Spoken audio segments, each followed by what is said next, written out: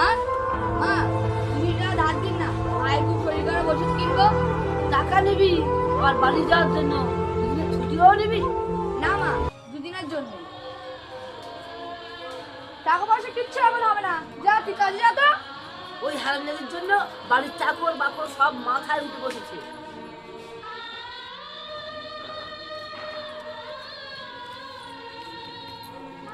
মা, আলমারির চাবিটা দিন তো, টাকা বের করবো। এখন আমার টাকা কি হবে? হরিকে দেবো, হরির ভাইয়ের শরীর খারাপ, ওষুধ কিনে নিয়ে যাবে। আরে আমি তো হরিকে বারণ করে দিয়েছি। আপনি তো আপনার কাজ করেছেন, এবারে আমাকে আমার কাজটা করতে দিন।